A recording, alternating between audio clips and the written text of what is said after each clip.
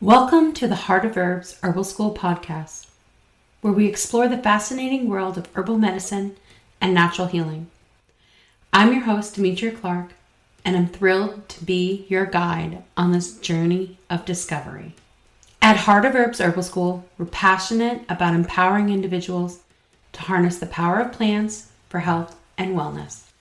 Through our podcast, we'll dive into topics ranging from herbal materia medicas, clinical herbalism, sharing insights, interviews, tips, and wisdom to inspire and educate our listeners. Bingo, bingo. Wow. Hi, this is Demetria Clark, the director of Heart of Herbs Herbal School. And this is the Heart of Herbs Herbal School podcast. So today we're talking to Cynthia Coons, and she is going to just illuminate us and let us know about herself and the work that she's doing in her community. And I'm really excited to have her on today. So, Cynthia, let everyone know about you. Well, it started at the turn of the century at the fin de siècle. Actually, a few years before that, my husband retired from teaching school and enrolled in a massage therapy program at the Mount Nittany School of Holistic Healing in State College. He also brought home some brochures from the school, one of which was an herbal simpling class that was to begin shortly thereafter. It was one full 8-hour day, once a month for a year, taught by Jennifer Tucker. Jennifer's still alive and well and teaching and herbaling and doing all that stuff. The school itself doesn't exist anymore. So when I started that class, I'd been an RN almost 50 years. So all too well acquainted with allopathic medicine. But when I started Jennifer's class, as far as herbs went, I knew nothing. I didn't know what I didn't know. Mm-hmm. I knew nothing. Years ago, my father was sort of interested in what he called yarbs. His idea of herbs was Yule Gibbons, and that didn't go anywhere. And he's long gone, departed. So anyway, so I took this year-long class from Jennifer and was much engaged in it. I also had a private consultation with her concerning some issues that I had, chief among them restless leg syndrome. My mother had it. The allopaths treated her with Valium just to shut her up and get her out of her hair.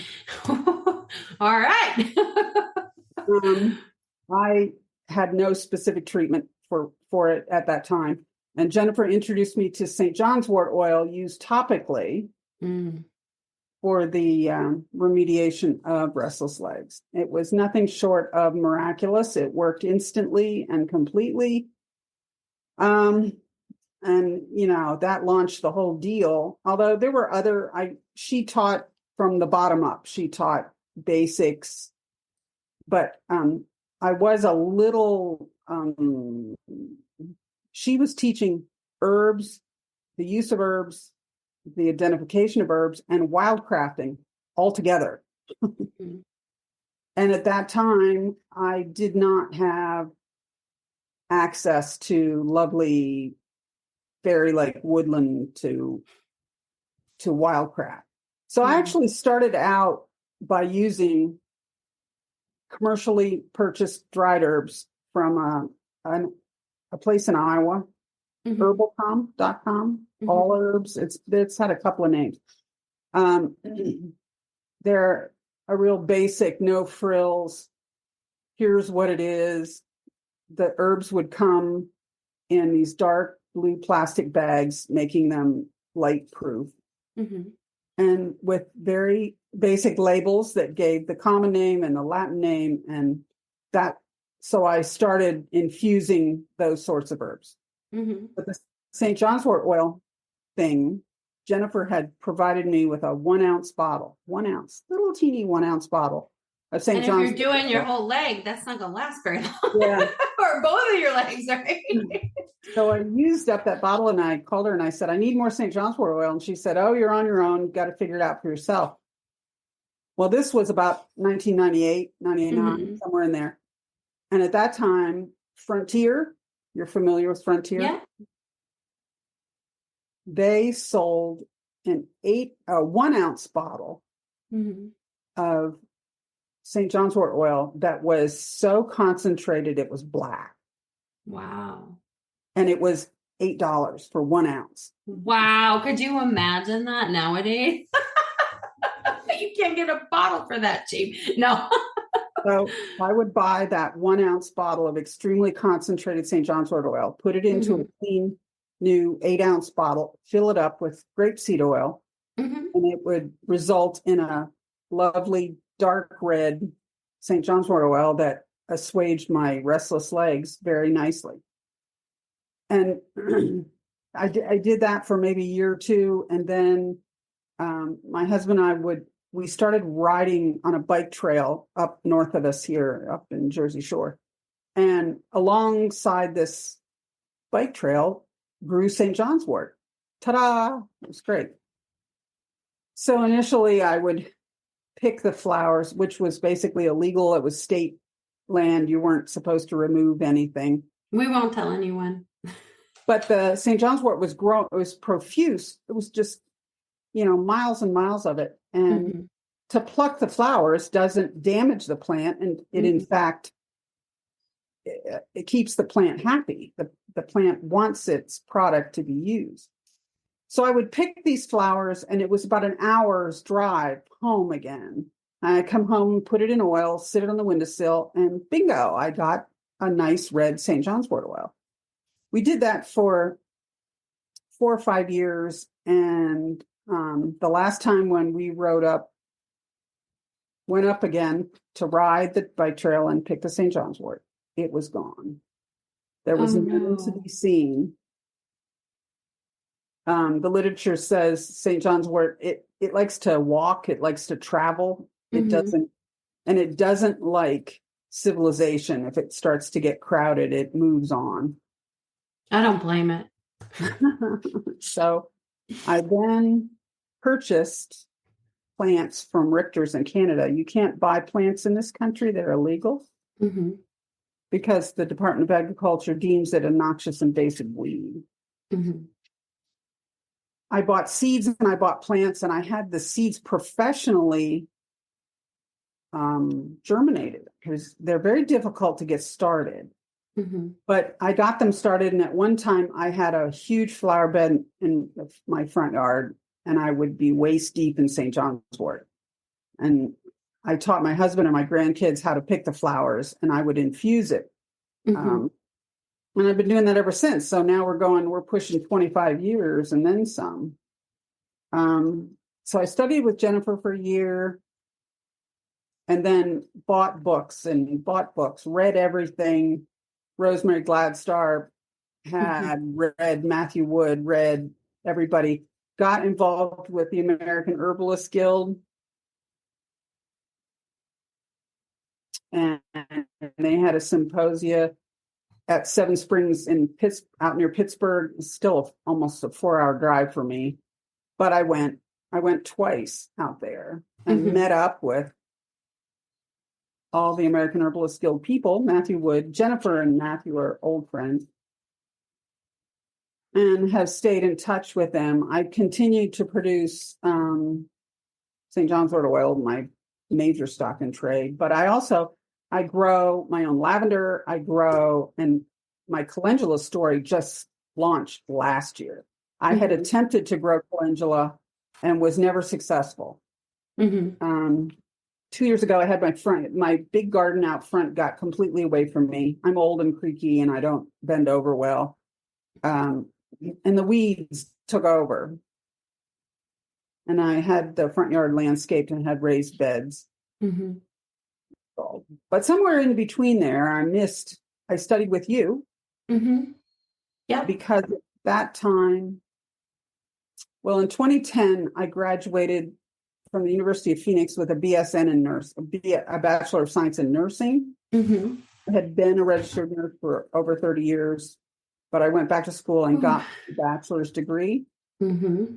At which point I got sucked into teaching at a school down the road from me. A friend of mine taught anatomy and physiology there. Mm-hmm. And there was an elderly retired physician who taught pathology. Mm-hmm. He hung it up. And so my friend who taught A&P said to me, "You're going to teach pathology at the Valley School." Oh, am I? I said, "But I'm not a teacher. I'm a nurse." No, you have a bachelor's degree that makes you eligible to teach in a private school. Well, okay then. So I did. I taught, and it was a canned curriculum from, the book people, whatever. And so all I had to do was teach it. I had a teacher's manual and I had slides and I had blah, blah, blah. And the prereq was anybody who ended up in my pathology class would have successfully matriculated A&P 1 and 2. Mm-hmm. So in the process of teaching pathology, and these were massage therapy students primarily, I would frequently interject and introduce various and sundry herbal remedies for various issues. And then that would produce more questions and more conversation until the director of the school asked me to develop a class. She wanted an herbal simpling class developed for her massage therapy students. Nice. So I did that. And Lord knows I am not a teacher.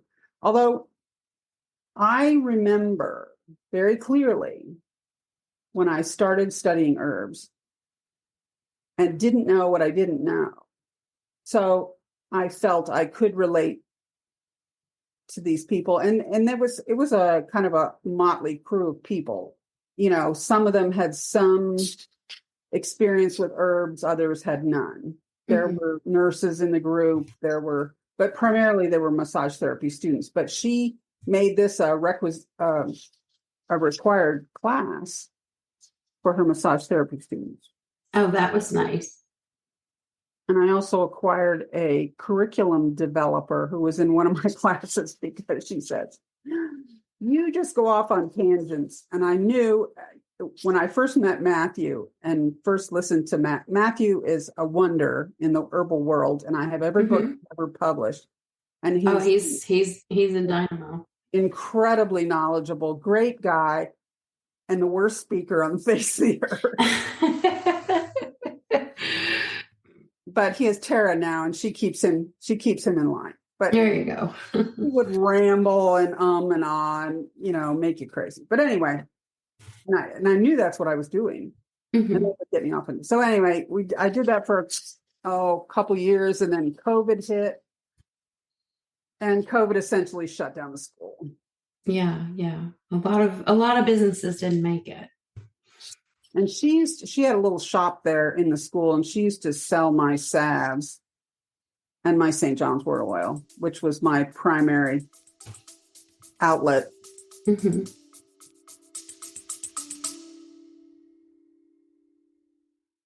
Heart of Herbs Herbal School podcast.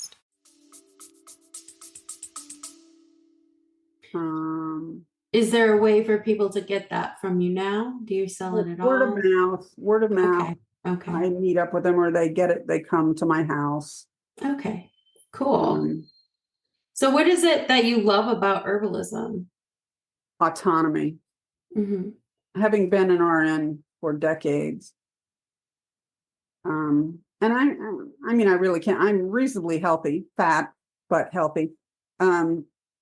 But I have the restless legs issue, which no MD would even discuss.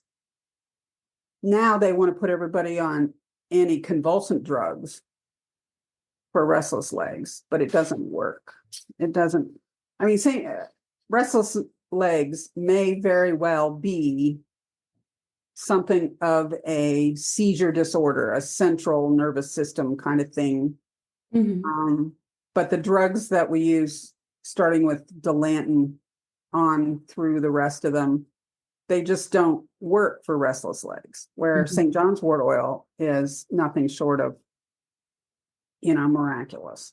Oh yeah, I love it. I love putting it on my legs for everything. Muscle strain, sore legs, hiking, too much swimming, too much whatever, too much sun. I think it's also like one of those oils that I feel like when I put St. John's wort oil on, that my skin's being kissed by the sun. Yes. It just kind of gives you that kind of warm, I love it. And so that's what it is, sunshine in a bottle. Yeah, for sure. Right. So, what other things do you love about herbalism besides autonomy? Well, mostly that. I grow my own lavender. And last year I had the most phenomenal crop of calendula you cannot imagine. I have enough calendula for the entire East Coast. I bought one little tiny package of calendula seeds at the hardware store. Oh, isn't that awesome? It was the real stuff. Planted them in this raised bed and they went berserk. No, I love that. So I harvested flowers. I harvested seed. My raised bed is it's wider. I can't reach from one side to the other. Walk around the perimeter harvesting seeds all along the way. And then as the season progressed, I would harvest flowers also. But there was a large quantity of the flowers down the middle of the bed that I just left there and left them go. And how the flower blooms and then the flower dies and goes to seed and leaves those little wormy looking seeds. Yeah. And so those seeds were just deposited in the raised bed. Oh, nice. And I thought, well, we'll see what happens. So I have probably, I don't know what you say, like a half cup or 3/4 of a cup of harvested seeds from last That's a lot. Plus I've given away little pill bottles. Here, you want some calendula seeds? I've given away, I don't know, 3 or 4 people. Oh, that's awesome. So this spring, when winter finally started to leave, it has been hanging on it's like fighting, isn't it? Winter, it's not winter. Oh, it's winter again. Oh, now it's spring. Now it's winter, whatever. And our last frost date here traditionally is the end of May, Memorial Day. Or since they redid the zones, it may have backed up to Mother's Day. Yeah. But around the 1st of April, my calendula germinated. And oh, wow. The bed is covered with a bazillion little tiny baby calendula plants. Oh, I love that. And I was excited, but it's the 1st of April and we had frost every night. And I mean frost. I mean, So you're laying out there with an electric blanket to keep them warm at night? My grandson, who's quite the plant person also, says, Nimi, you're going to have to cover these because we're we're a long way yet from last frost. But I'm like, I have lots of seed. I'm just going to wait and see what happens. And those little buggers have survived. The frosts have come night after night. And I go out in the morning and look at them. And now the bed is a foot away from my front porch. So I don't know if there's a microclimate there. Oh, yeah. Yeah. That would make sense. Because of the proximity of the house or something. I don't know. But these bazillion little baby calendula plants are still green, still alive. And now it's cold again today, but last week, the week before, we had some 60-degree days for a couple of days in a row. And I saw them progress a little bit beyond their primary leaves. But then we go back to the the frosts at night, but it doesn't seem to affect them. I don't They're know. they're happy and they're not going anywhere, right? Yeah. So we're waiting to see. That whole entire bed is half St. John's wort and half calendula. Oh, And nice. last year was the first season in my new raised beds, and I had transplanted the St. John's wort plants that I could from the catastrophe with no expectation of having enough flowers to produce oil. Well, I produced 2.5 gallons. Oh, I love that. So you got enough to last you for a while. Are you going to roll around in it? Did you roll around in it during the winter time? Well, interestingly enough, on Facebook last summer, spring, I don't know, appeared this post from a young woman who was opening an herbal apothecary in the next town, like 5 miles from me, right? Next town over. So I messaged her and introduced myself, blah, blah, blah. Told her that I produced St. John's wort oil. And she said, oh, I want to buy some. And I posed with her that I would prefer to wholesale her oil. Like I would bring her a 1/2 gallon jar of St. John's wort, then she could bottle it and label it under her label. Oh, nice. And she agreed. That was great. That was great with her. So then came, how do I charge her for this oil? Well, I have a girlfriend who's an accountant. So we reviewed online. David Winston sells St. John's wort oil for $20 an ounce. And other people sell it for or they list it for about $12 to $15 an ounce. But when you try to order it, they always say they're out of stock. But we use those prices to gauge, to decide. So we settled on $5 an ounce. Nice. For wholesale. Yeah, that's a great deal for them. But I took her, a brand new 1/2 gallon regular canning jar, a 1/2 gallon jar with a plastic lid and a label. And she sat down and wrote me a check for $320 without batting an eye. Nice. That's awesome. That's awesome. I mean, I know that, your St. John's wort oil is a specialty of yours. Why do you think it's so special? Is it just like how much you love it or how much energy? When I first started using it, I mean, I was like an addict. I had to have it. I couldn't live without it. And that year that we rode up the bike trail and there was no St. John's wort to be found, I still had a quart left from the previous year to see me through. And that's when I started to order plants and seeds from Richter's. Yeah. I like Richter's. I've never been disappointed with anything I've gotten from them. Yeah, no, it's funny when you make that connection with a plant. I think people be like, oh yeah, I can make St. John's wort oil. But I think there's just some people who can make that connection and then theirs is just better. You can all follow the same steps, but theirs is better. It's like something in their body's chemistry, their vibe, their whatever, right? And it's like theirs is better. Well, and the thing that I do, I have always, never say never, but I've always had a tremendous or more flowers available to me than I can afford oil. Okay. Oil's expensive. My budget only permits so much. I started out by ordering grapeseed oil from Camden Gray in Miami. I would order 2 gallons of grapeseed oil and they would ship it to me.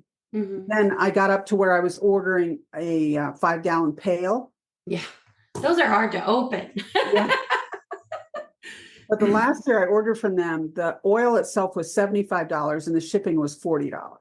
Wow. And I thought, I've got to do something else. Well, fortunately for me, there's a local chap here. He's a farmer. He's heavily into everything organic and natural and everything you want. And he started out he contracts with local farmers in Pennsylvania, Ohio, and New York to grow rapeseed, which the general public knows as canola. I said to him, and so I would buy oil from him. He's local. I don't have to, I drive to his plant and buy the oil. I said to him, you got to think of something besides canola. Please don't call it canola. Canola makes herbalist sphincters clench. It's just such horrible stuff.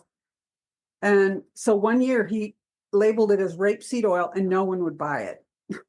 Yeah. It's kind of a hard name to swallow, right? So he went back to he calls it canola oil, but he grows or processes, and it's cold pressed, no heat, no nothing. It's a big industrial operation. But his prices are phenomenal. I could buy 5 gallons from him is like $62. Right.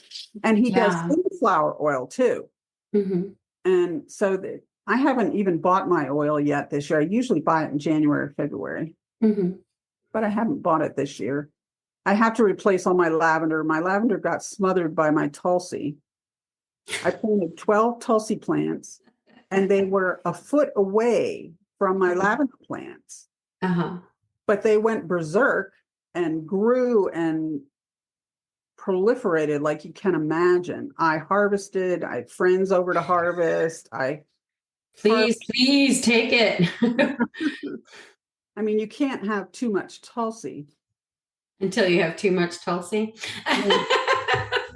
Mothers of lavender plants. But lavender plants are cheap and easily acquired. And actually, I'm rethinking, I may not even put lavender back in the raised beds. I may plant lavender all around the perimeter of my paving. Oh, yeah. I mean, it is a good hedging crop. It is a good border crop. I like lining our fences with things like that, So I guess my last question, LB, is what inspires you the most in herbalism? Well, again, just the autonomy, the ability to produce products that solve problems neatly and efficiently without horrendous side effects. My other big gig is yarrow oil, which I call boom boom oil. I babysit 2 little boys, and my next door neighbors have a little boy and a little girl, and toddlers tumble, right? And they get goose eggs. My granddaughter, who's now 19, when she was about 2, she took a header down the basement steps, smacked her forehead on the cement floor, got this humongous goose egg. She's screaming bloody murder. Her mother calls me on the phone. They're both screaming and bawling, and it's just total chaos. And her mother's trying to put ice on it, and she was having no part of it. So I went over with the yarrow oil, and we're sitting in the living room, and she's sort of running around in circles, hysterically screaming. But every time she got within arm's reach, I would swipe the goose egg with the yarrow oil. And within 30 minutes, the goose egg was gone. Oh, that's funny. The bruising remained to some degree, the discoloration. Yeah, well, that makes sense. But she calmed down, quit screaming and bawling, sat in my lap. And I've used yarrow oil myself. This office I used to work in, I'd jump up from behind the desk and run around the desk, and the corner of the desk would jab my very fleshy thigh and hurt like a bugger and make a big goose egg and a bruise. Well, swab that off with the yarrow oil, the bruise goes away, the goose egg doesn't form. It stops the pain. It's antiseptic. Yeah. It's everything you want it to do. So my boys, they call it boom boom oil. I love that. Fall down, cry, stand up, daddy, boom boom, boom boom. Oh, goodness gracious. I love that. So it sounds like herbalism is like a family affair in your family. And everyone who comes in contact with you, it ends up being a family affair. I love that. So how long have you been practicing herbalism again? Since the turn of the century. So we're pushing 25 years here. Wow. I managed to get myself listed in Matthew Wood's faculty. I'm not quite sure how that happened. He did a Oh, I podcast love that.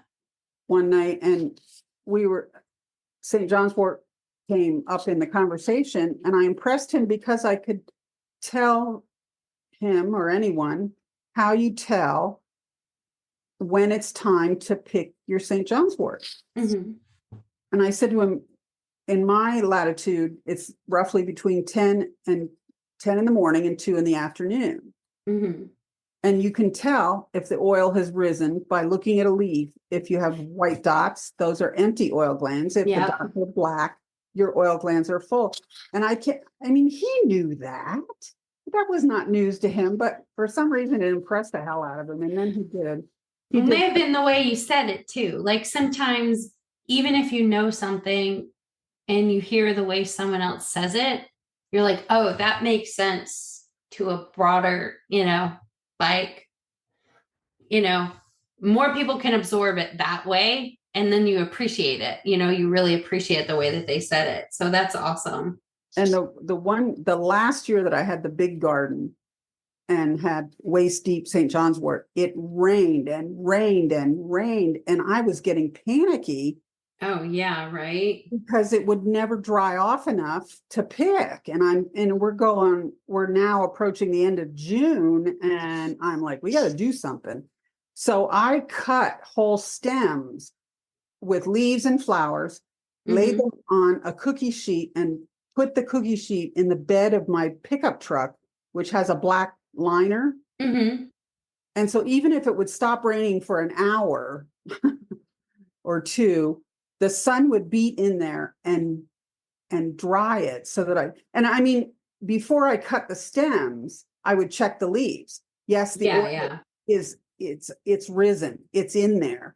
And so I would cut these stems and sort of bake them on cookie sheets in the back of my pickup truck and then infuse them in the oil. And the other thing I wanted to say is I triple infuse my St. John's wort oil. Okay, so tell people what that means. Well, I start with a clean, clear glass gallon jar. I fill it about halfway up with my oil, and I set it out. My front yard faces south, and the sun blazes in there beautifully. So we start picking every morning. After 10 o'clock, we go out and we pick all the flowers that have bloomed that morning and put them in the oil every day. You do that. Pretty soon, the plant material will raise the oil level to the top of the jar. So I take that in the house, and I have this crazy friggin' riggin that, Is that the official name of friggin' riggin? And you pour it. It's a strainer and a funnel and a wire mesh strainer and a funnel. The funnel is, I bought it at Tractor Supply. It's for putting oil in tractor trailers. It's huge.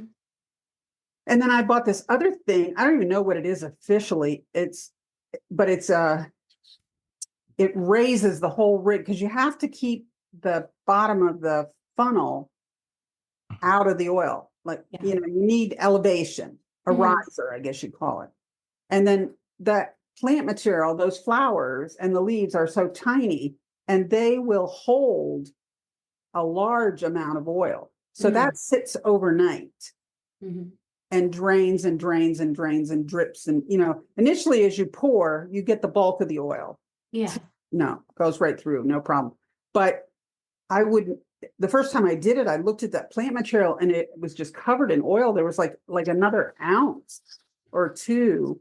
And, oil's expensive. So in fact, every time you change containers, you lose oil. So try to avoid that as much as possible. And that started that. So then it would sit overnight. And so that would leave me a half gallon.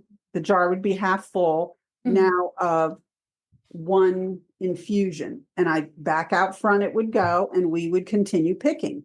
Pick, day. And again, till it raises the oil in the jar. And then you'd strain that off, take it back outside, continue picking. Because I will have St. John's wort from St. John's Day, the middle of June, all the way through till frost. Oh, wow. That's awesome. Till September, October. Oh, but the first thing I forgot to mention is I use every drop of oil that I can afford any given year with fresh lavender. And I am firmly convinced that the lavender, besides infusing the oil with its own vulnerary properties, it preserves the oil. Oh, yeah, that would make a lot of sense. It has such a high essential oil content. Well, it was brought home to me. A friend of mine, this is a long story, I'll try to shorten it. She set up shop in Seattle making soap commercially, big time. I mean, this was her meat and potatoes, okay? This was not your kitchen entertainment. And it was when I was trying to find another source for grapeseed oil. And I had talked to a guy in California, because that's where grapeseed oil comes from. It's a waste product, the wine industry. And this guy said he could send me a 55-gallon drum of grapeseed oil for like $5 a gallon, which was a phenomenal price. And I don't know that we discussed shipping, but the point is, she said to me, now she's making soap commercially, right? And she said to me, I couldn't use 55 gallons of oil. It would go bad before I use it up. And it was like a light bulb went off in my head, because I do 5 gallons, and my salves have pretty much guaranteed years shelf life. But I've had salve last 3, 4, 5 years. Yeah. And I'm firmly convinced it's the lavender. I also will throw in some rosemary too, for good measure. Rosemary's good for lots. bugs at bay and all that sort of thing. Wow. Well, we learned so much from you today. Thank you so much for joining us. I would love to have you on again sometime. I will connect with you. So thank you so much for joining us. Is there any promos or anything you want anyone to know, how they can get your oil or anything like that? Or are you good? Well, I'm pretty good. I mean, I'm here. I've dispersed probably 1,000 business cards with my name, address, email address, and phone number over the years. And, people dribble in here and there. Okay. Well, we'll put your information up. I'll clear with you which information that you want to have when we get ready to do put the podcast up there. But I wanted to, again, thank you so much for joining us. And everyone, this has been Cynthia Coons, and she has been talking to us today about St. John's Wort, her herbal journey, and so much more. So we really appreciate your time. Thank you. You're welcome. Very welcome, for what it was worth. And I am an alum of your program also. Yeah. So, oh, yeah, that's true, right? Like we talked about that a little bit. So, yes, she's a alumni, and she still is in our student group and is always very helpful. So, thank you so much. You're very welcome. Interested in learning more? Visit heartofherbs.com and enroll using coupon code PODCAST to save 20%. The content provided in this podcast is not intended to diagnose, treat, cure, or prevent any disease or medical condition. It's always recommended to consult a qualified healthcare professional before making any changes to your diet, lifestyle, or health regime, especially if you have an existing health condition. Any of the financial information and advice for starting or maintaining an herbal business is just that, information. It's not used to be a guideline on how you should run your business. Contact the appropriate professionals to help you to have a successful business.